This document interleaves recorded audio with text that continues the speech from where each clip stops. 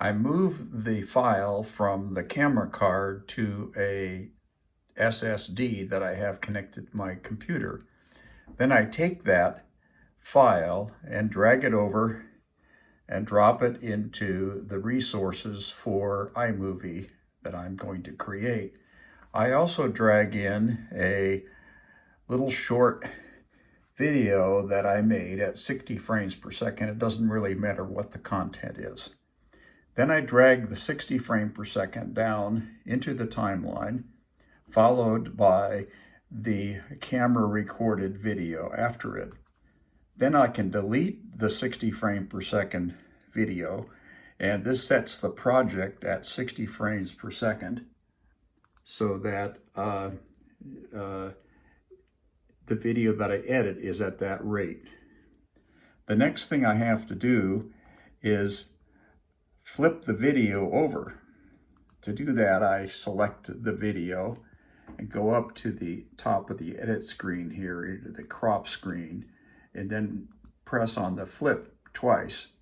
Now I have the correct top and bottom, but it's not flipped, so I have to go to the special filter mode and select the flipped filter. Now I have the video in the proper orientation and in left and right and top to bottom.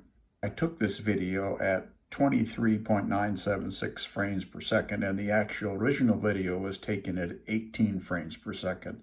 The difference is that the video is running too fast right now and I need to slow it down. To do that, I go up to the speed selection here and select the mode custom and set the speed to 75%. This now slows the video down to the same 18 frames per second rate that it would have been taken originally. At this point, I can do any further editing to the video, including changing color balance and other things provided by iMovie, and then I can output the movie by sharing it up here at the right when I'm done, and generate an MP4 file in the appropriate amount of resolution that I desire.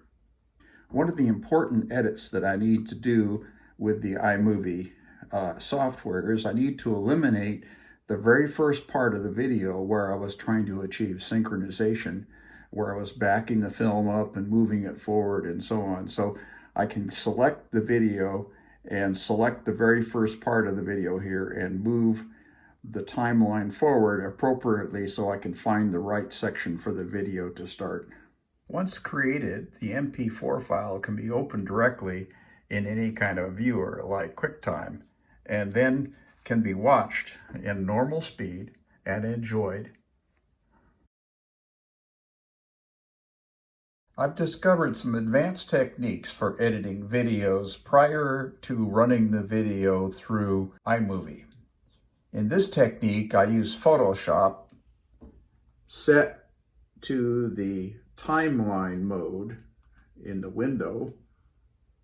The timeline mode sets the window of Photoshop to look like a photo editing app.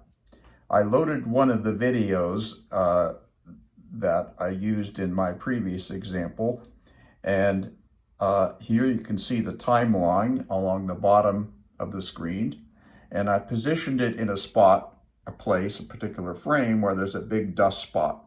You can see that the circle for the spot healing tool is easy to position over that spot, select that spot, and the spot goes away. I can also take this little streak here and make it go away. Then I can advance through the frames one at a time using the Frame Advance button at the bottom, looking for more dust specks to remove. This is a pretty tedious process because of the number of frames that a movie may contain, but it might be worthwhile in certain circumstances where you have a particularly bothersome or a noisy movie. Here's a streak. I can remove that by just dragging the spot healing tool over it, and magically it's gone.